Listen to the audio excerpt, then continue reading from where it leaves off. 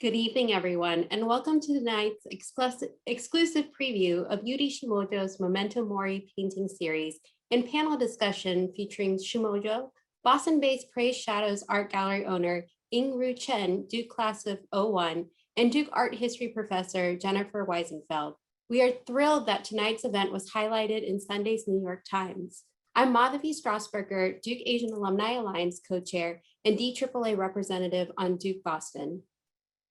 And I'm Ruta Laukin, Demon representative for Duke Boston, and I wanted to welcome all our alumni living here in the Boston area, as well as those joining us from Japan, China, South Korea, and Singapore, and also members of Demon and DAA.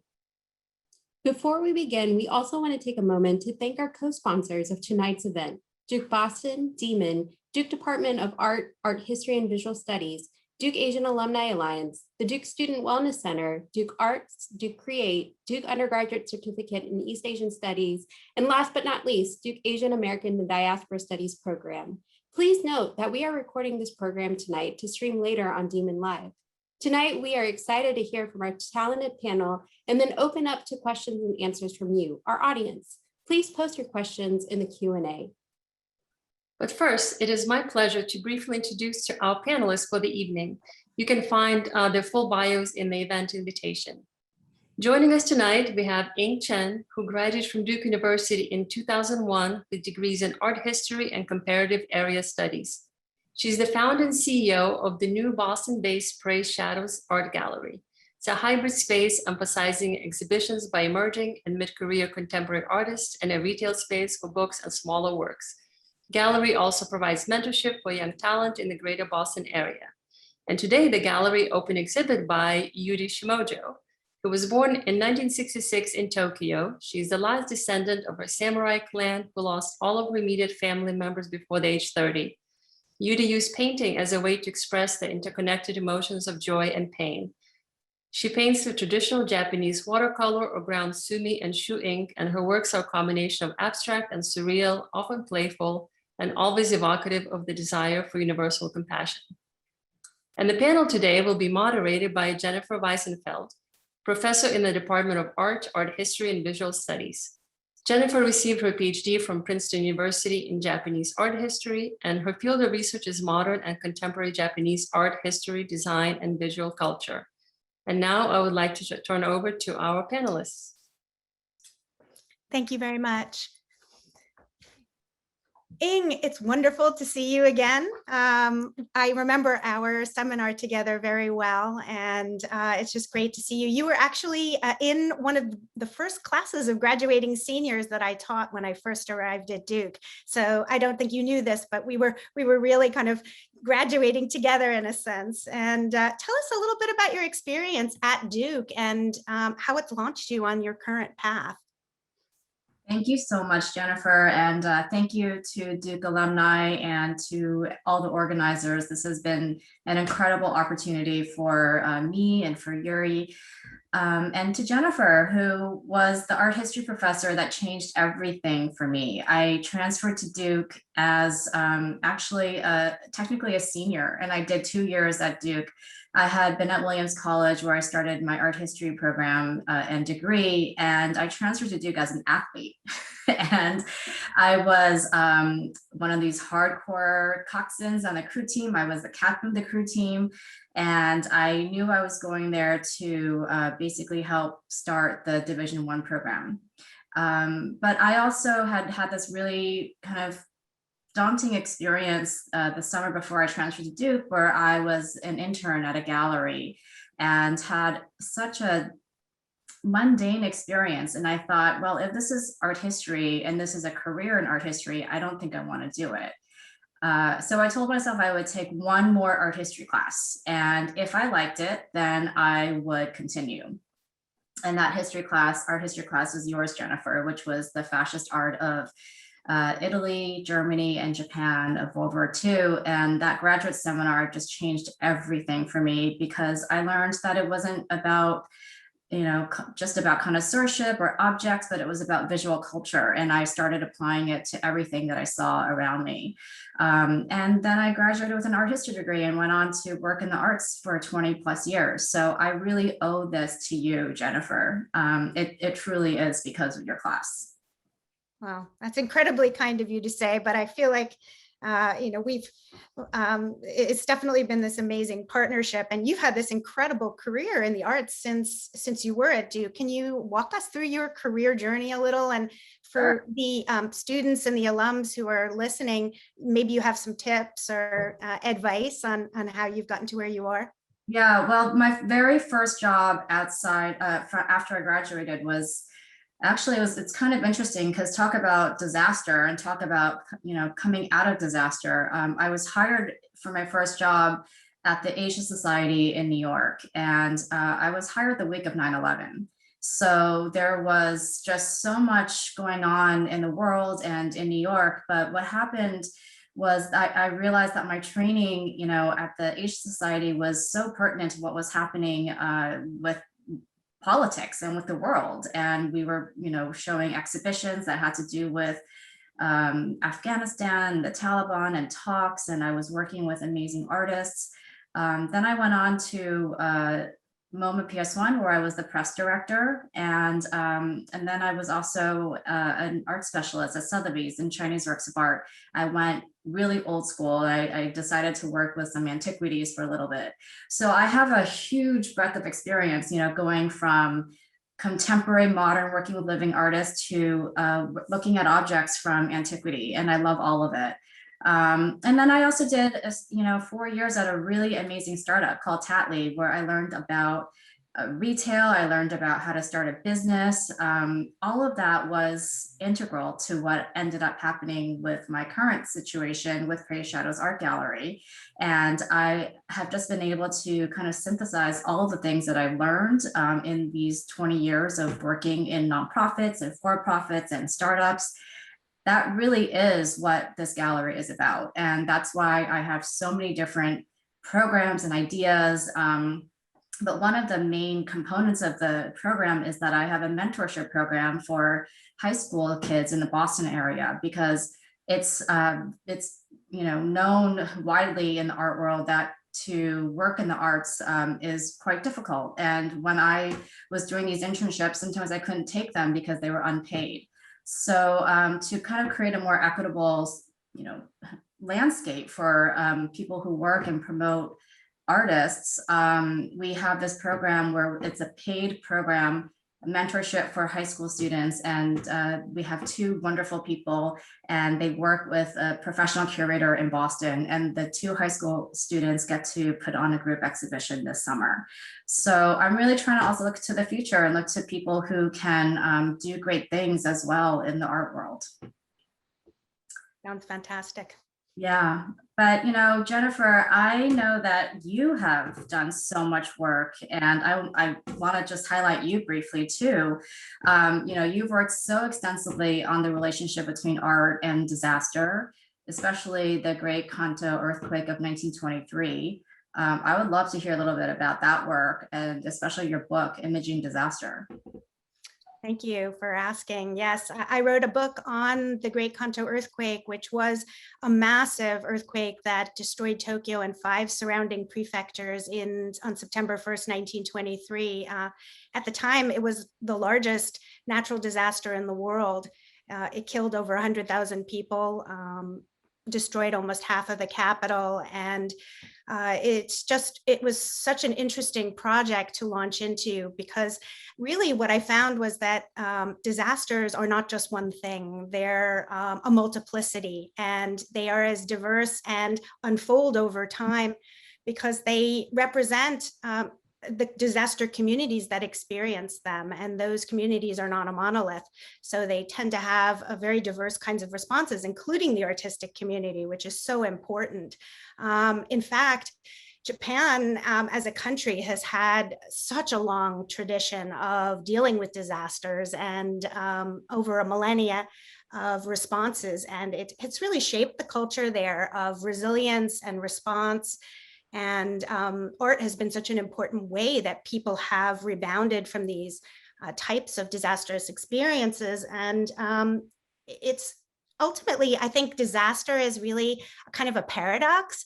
It's destructive, but it's also constructive. It's kind of horrific, but also sublime in its visuals and also in the way it provides opportunities for people to reflect and renew and kind of take stock. And we definitely find that over and over again in Japan, that experience, that big takeaway is that it's really a mixture of all of these things. It's heterogeneous, it's both destructive and creative and constructive, and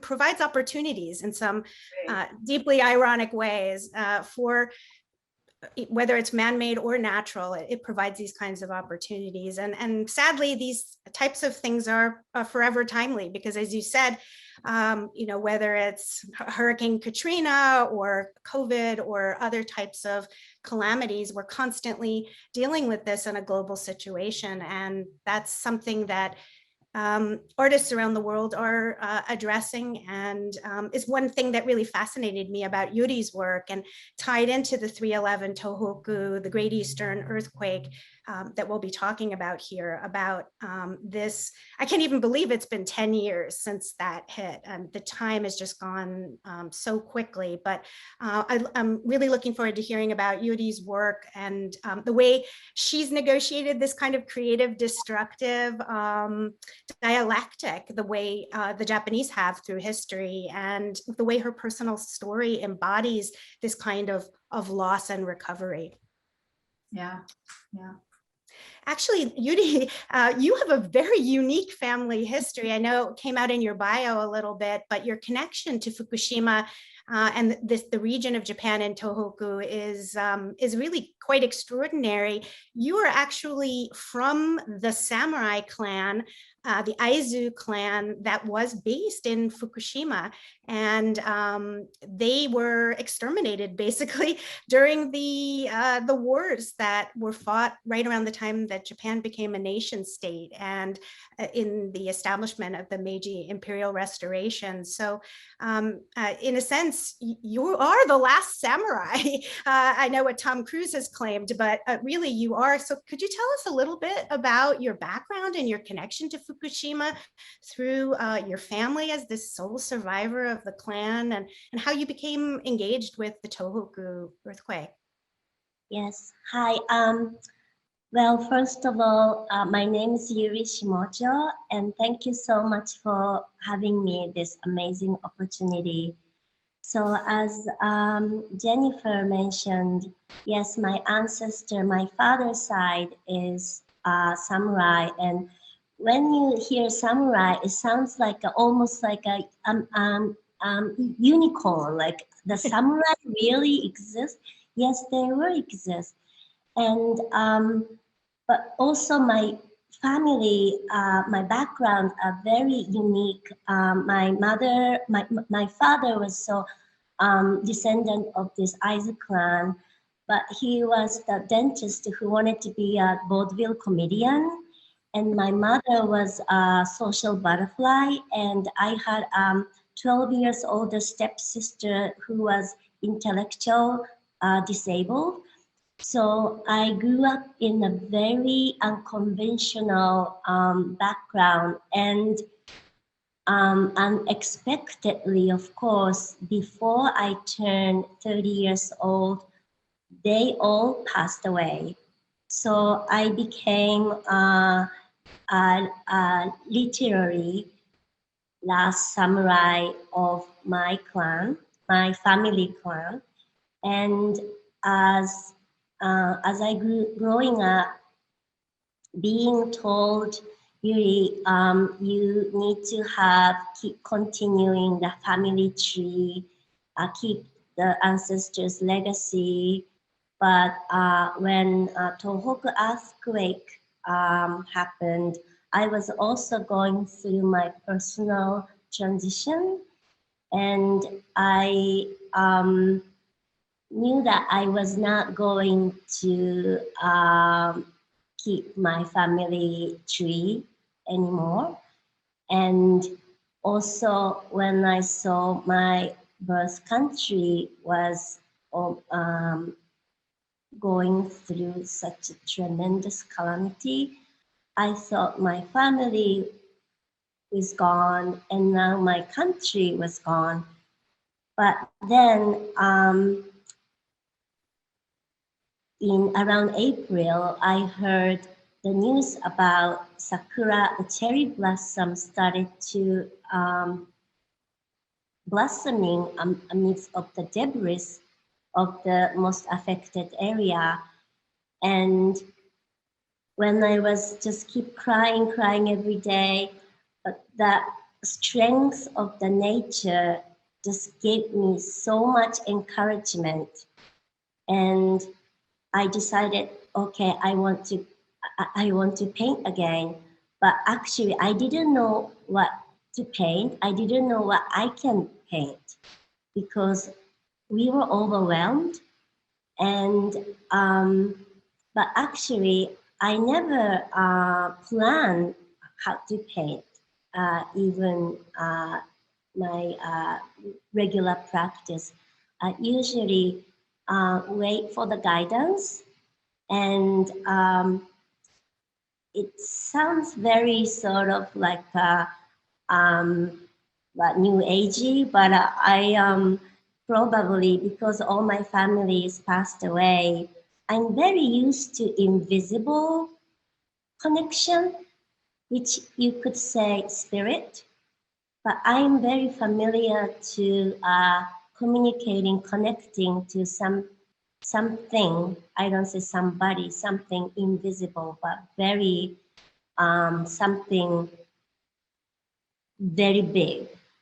And I just trusted my intuition. And one day I was walking my neighborhood in Brooklyn, that time Williamsburg, Brooklyn, New York City.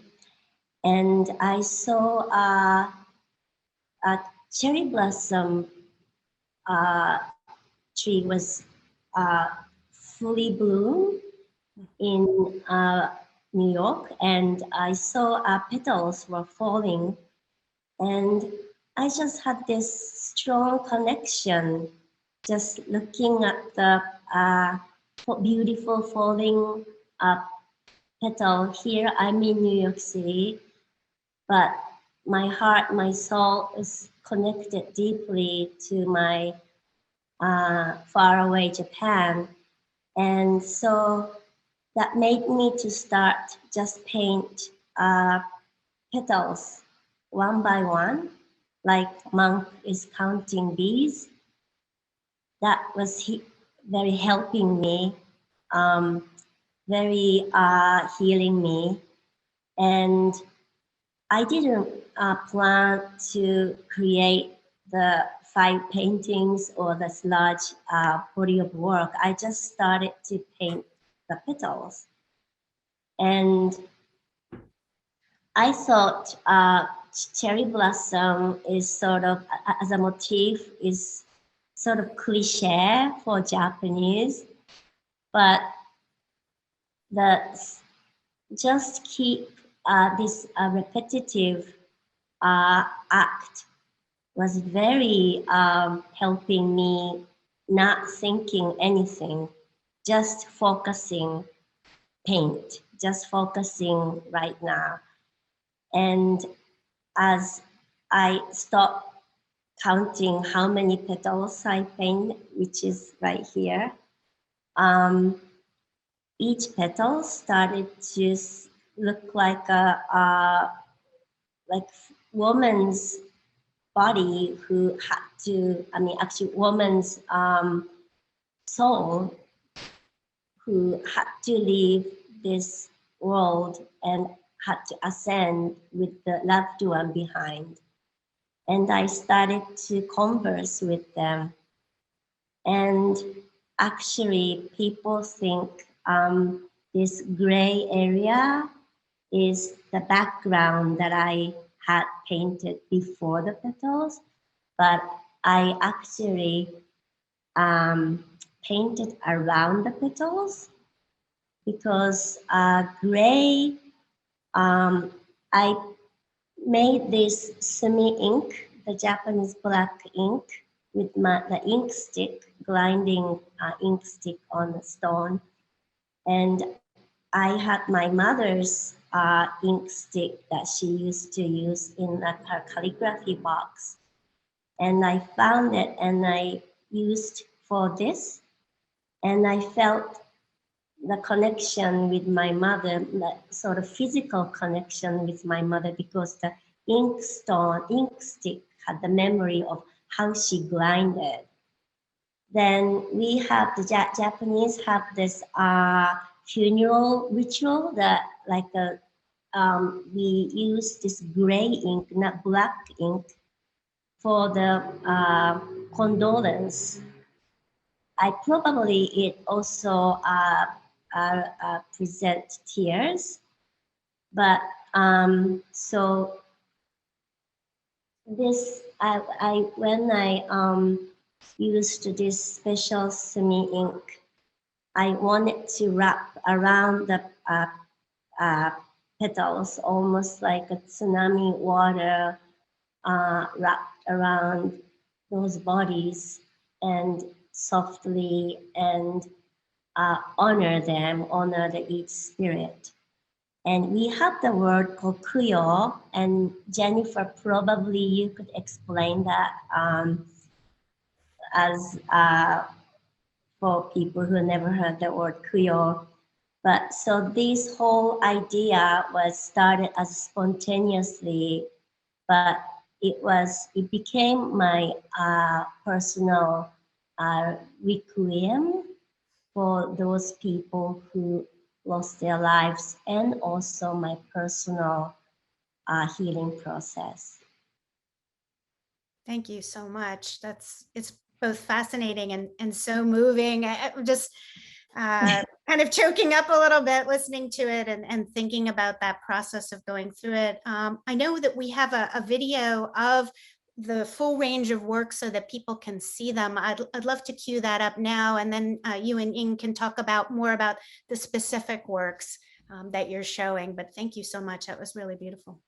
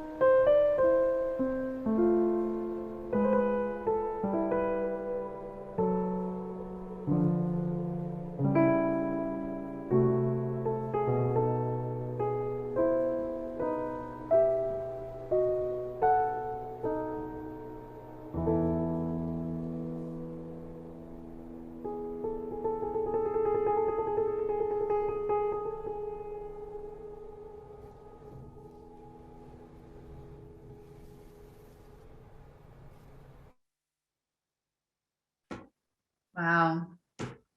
Every time I see this, Yuri, I still get emotional. And this montage, I think, is a really beautiful representation of how far these works have come.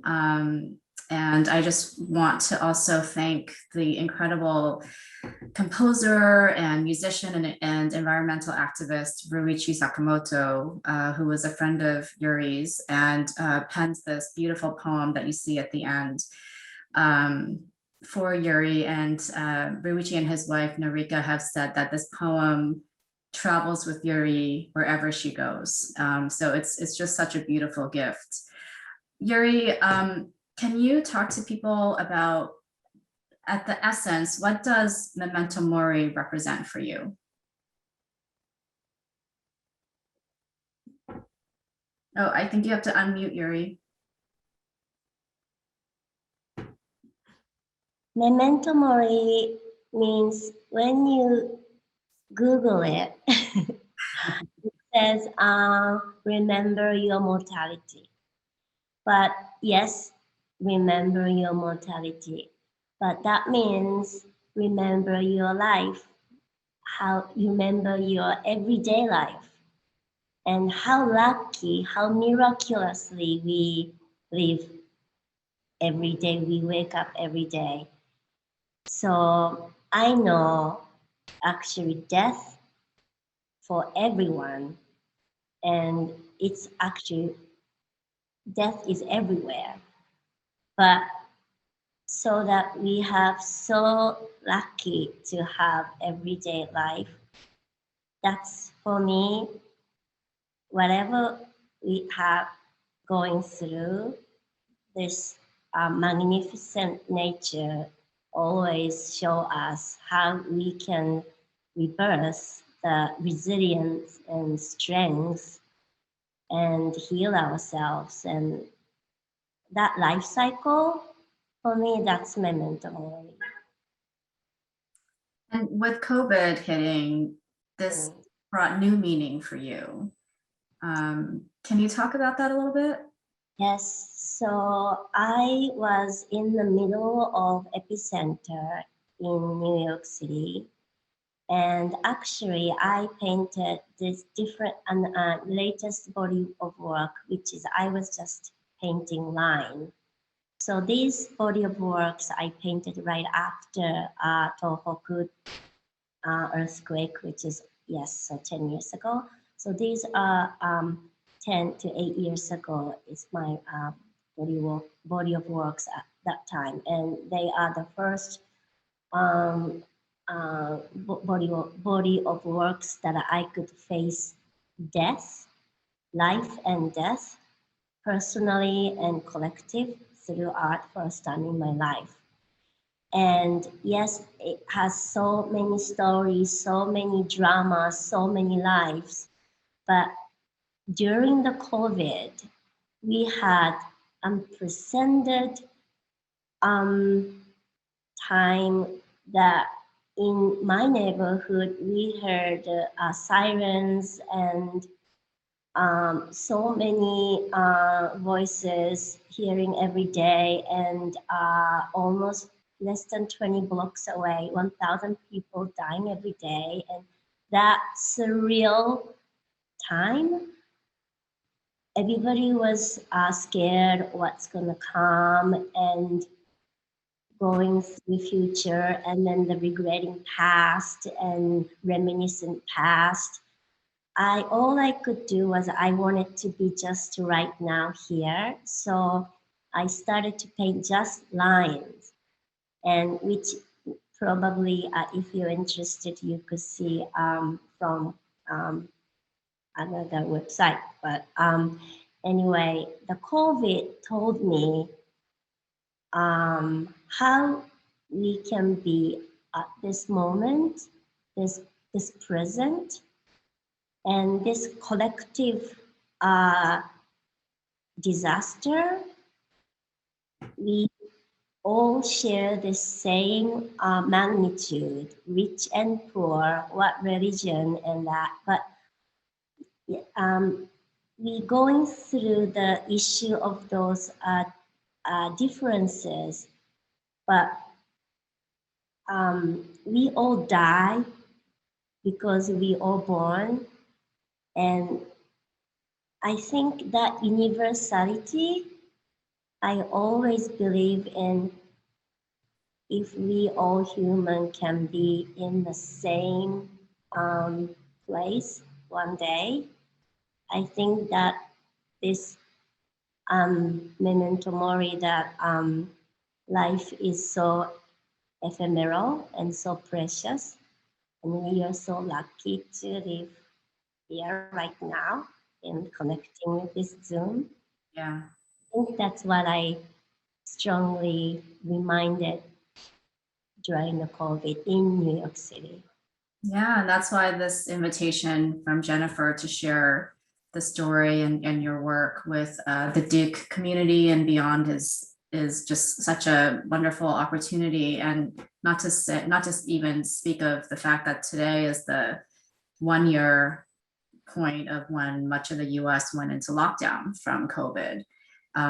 So we'll talk about kind of the importance of this date after, but I think, one of the things that we really wanted to emphasize in this exhibition is that despite all of these massive numbers that we hear, reports of millions of people who have died and around the world, that each person is a spirit, is a soul, and that we become very numb to this, just a number.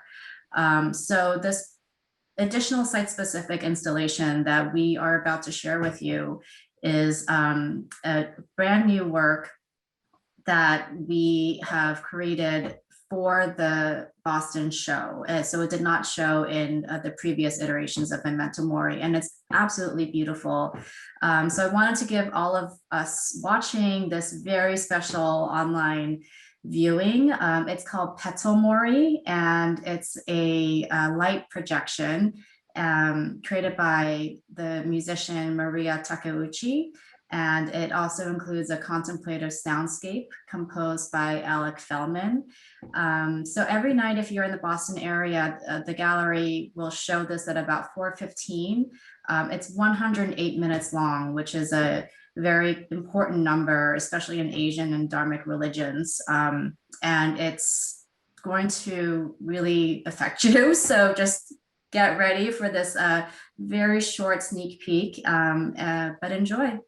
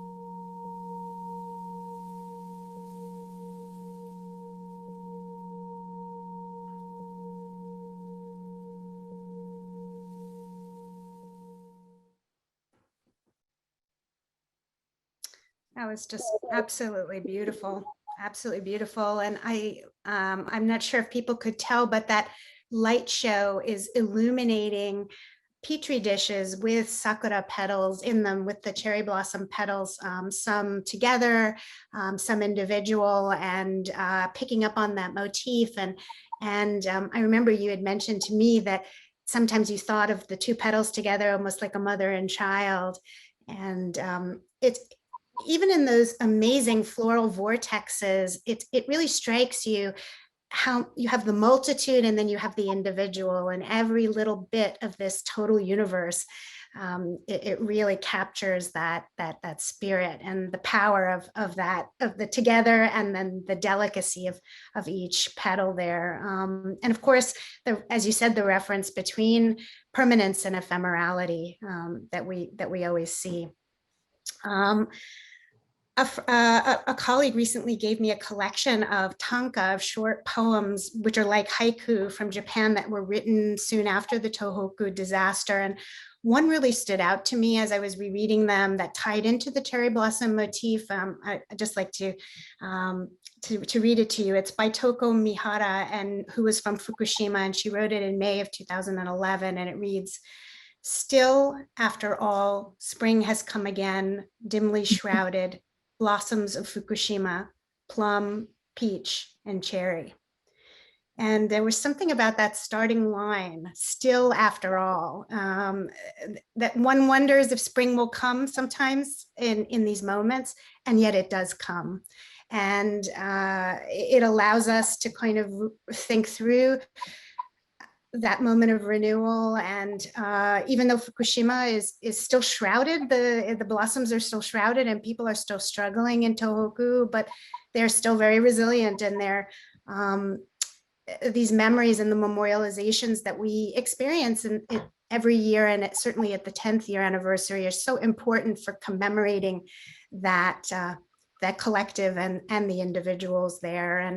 And it of course overlaps, as you said, with COVID right now, which we're all experiencing, and both as individuals and in our communities.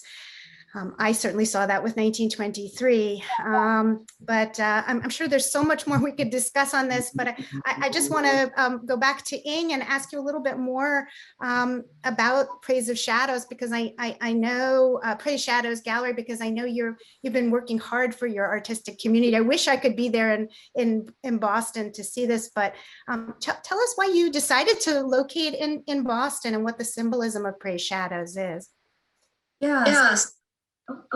So I am from Brookline, Massachusetts. I basically moved back to where I grew up, and I decided to move here with my children and my husband, who is class of 98 from Duke, Trinity class of 98. And we decided to leave New York. It, just kind of was a point where we had both reached a point in our careers that we could do our own thing. And so I had started a company called Praise Shadows Art Partners in 2018, which was a consultancy. I never intended to open a physical space, because in New York, that was just impossible. But, honestly, Gennifer, speak about opportunity during a pandemic. My gallery is literally a pandemic gallery. My amazing landlord, when I asked him what the lease was, said, "You tell me, it's a pandemic." I have locked into this scenario that I never imagined for myself. But what I did imagine for myself is crafting something in my vision and my point of view. And there are a couple of things that happened. I have been working with artists for a long time, and a lot of artists that I work with are people of color or women, and just very much people that the art world, the traditional art market, has long overlooked. And when the pandemic hit, there was so much that was shifting in the art world. And I knew that there was going to be an opportunity in cities outside of New York City and LA, where perhaps it could work if, I knew that there was a strong community and tradition of art patronage, which Boston definitely has. I knew that there are incredible museums all over Boston. You turn a corner and there's another museum. You turn a corner and there's another museum. I grew up going to these places, but I also knew that Boston wasn't really known for gallery hopping scenes. That's something you do when you go to Chelsea in New York. So I decided to do this, and it kind of surprised me as much as surprised everybody else I knew, but I knew that I was going to get a pandemic rate for my lease and that I had artists that people wanted to see. And with the murder of George Floyd over the summer, that really kind of accelerated my thinking, because I knew that I had people that needed to be seen. I knew that they had art that needed to be seen. I knew that they had stories that needed to be told. Yuri's Memento Mori is prime example. You know, it's never been shown in the United States before. And she and I discussed very early on, we need to show Memento Mori. And I also said, you know, we have two slots. One is March 13th, March 11th, and one was another date. And she said, well, it has to be March 11th, because as you may know, which I kind of had forgotten, it's the 10-year anniversary.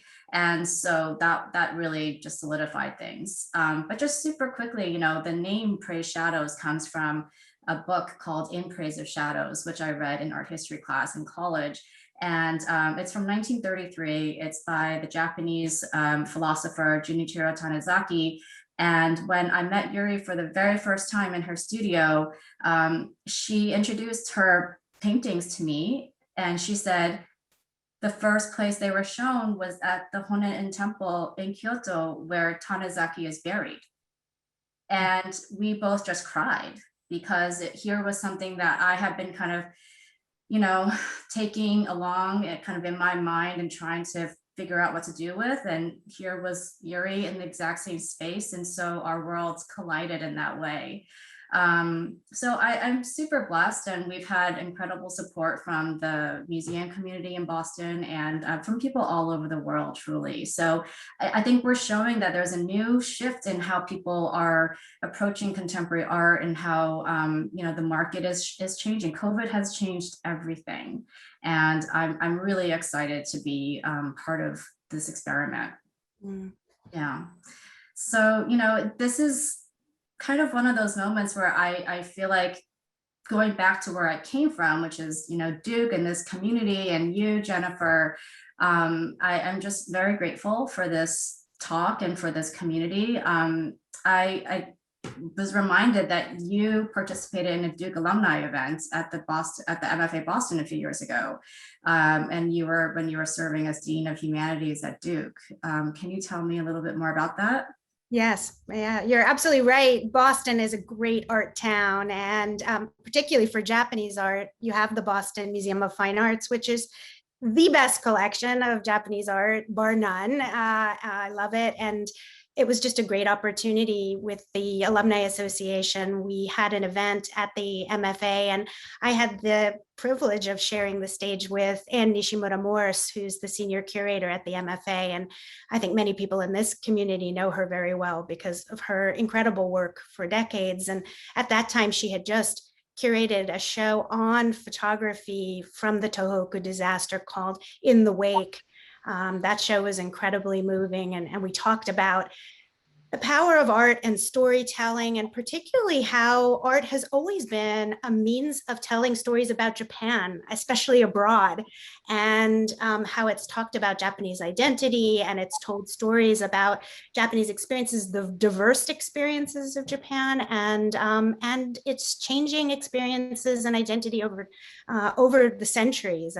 Japan is not what it was a millennia ago. It's constantly evolving. So that was just fantastic. And, you know, for someone like me, coming from art history and visual studies, I just can't emphasize enough how important it is for students in our community to experience art as part of their education, and to see different mediums, and to engage all of their senses when they're thinking about these major historical events like a disaster, because we're human beings, and we are cognitive and intellectual, and we're also multisensory. And what we do is it's so important to be able to respond to things with all of our human senses. So probably should stop right here, because I realize we want to open up for questions and Q&A from our audience, and we have quite a lovely audience out there. So Nina, feel free to send me your questions, and I will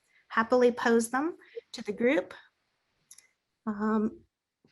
So one question was asked, is the time spent painting the work similar to the time you might spend in meditation, Yuri? Does it have a kind of meditative component to it? Well, definitely. I mean, definitely, but I think I used painting as my meditation method probably before I learned the word about meditation, because I've always painted, I've always used painting and drawings as sort of protect my own realm from the environment, the chaotic environment, often since I was a child. So I think I call meditation. I mean, to center yourself, because I still sometimes, but I used to stutter, and that's from my since childhood. And also I really try, the words are sometimes very difficult for me to express my emotion, feelings, or what I try to say.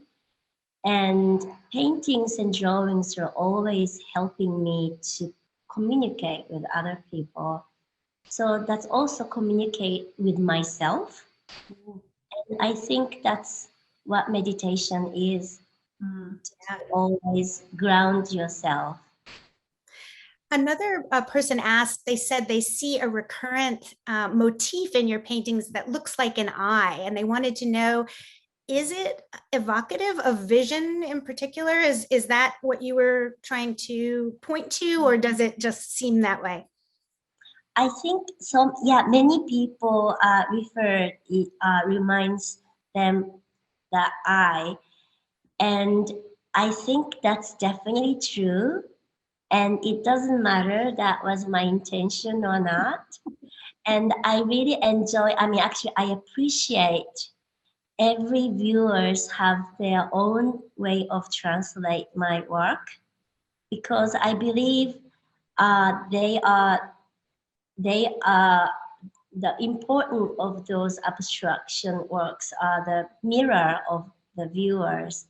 So I think it's more important than what my intention was. However, because of I said intention, this particular time, I definitely wanted to focus about individual, because we hear the surreal number of the death toll. So that's my only way of I'm asking audience to think about the individual among these 500,000 people or more. But going back to eyes, I definitely honor each people's way of translation. Somebody asked, because you had included the poem by Ryuichi Sakamoto, whether the music was also by him, and whether he had composed anything for you. That was actually back, and he performed for Glenn Gould. But Ryuichi arranged the Bach for also commemoration. But and then the music within the exhibition is by Alec Feldman, and Alec is doing this independently, but they're all part of this Ryuichi Sakamoto circle of love. Yeah. Somebody was asking whether how you feel about trying to show art in the midst of a pandemic, and that knowing that less people will see it, although I'm not sure because more people are coming to the Zoom. So we're trying to compensate. Again, it's one door closes, another one opens. And I hope this has opened the door to a lot of people, but as an artist trying to exhibit in the midst of a pandemic, how has that experience been? Yes, I think this is great question. Yes, I cannot have opening and oh no, I cannot invite him and her, but I really, as art, painting, drawings were my vehicle of healing, but I believe it also art is the vehicle, important vehicle for the viewer. So I am so grateful that I can share my works, especially this Memento Mori, in this timing and in this broader audience. Mm-hmm. I'm afraid we're running right up against time, so maybe we'll just have one more question, and there are so many here that are really interesting. But Yng, one was for you about whether the gallery will continue to operate beyond COVID, and what's your intention with it? You are intending to continue to operate, right? Oh yeah, I'm taking this as seriously as any business person is going to take any business, anything that they've started. I have a 5-year lease. This is not a pop-up. This is not a temporary thing. I very much intend to have a sustainable program where we're supporting artists and where we're creating a community of people, collectors, artists, museum curators, who understand that art is something we have to support. And I've been working with Yuri for years, and now this is just coming to fruition. So I'm here for the long run. And just so people know, we are open to the public. You can come. We're open Wednesday through Sunday from 11 to 6 p.m. We do observe social distancing and we do limit capacity, but please do come. It's never really that crowded. And during when museums in Boston were closed, we remained open and people would come in and just be so happy that they could see art in person. And in fact, some curators came in and said, I haven't seen art in person in months. So, you don't have to do anything, just come show up and we're here. Thank you so much. I wish I could be there. I would transport myself immediately. Yeah. Yeah.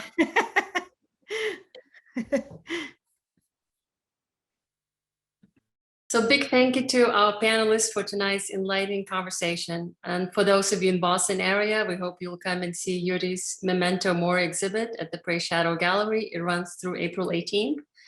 And before we wrap up, I just wanted to thank and extend our gratitude to the many collaborators across Duke who helped us spread the word about tonight's event. You can also stream tonight's conversation along with other episodes of Demon Live on our website. The links are posted in the chat, along with a link to Professor Weisenfeld's book. Another link that we're posting is for event on March 24th, where you will learn more about Duke's successes and challenges as a model international institution with its campus in Kunshan, China. And for all our alumni here in the Boston area, look for our next Duke Boston event on April 11th, when we will whisk you away for a virtual tour of Duke's Marine Lab. So thank you again to the panelists and the audience for joining us. Until we meet again, stay safe and stay well.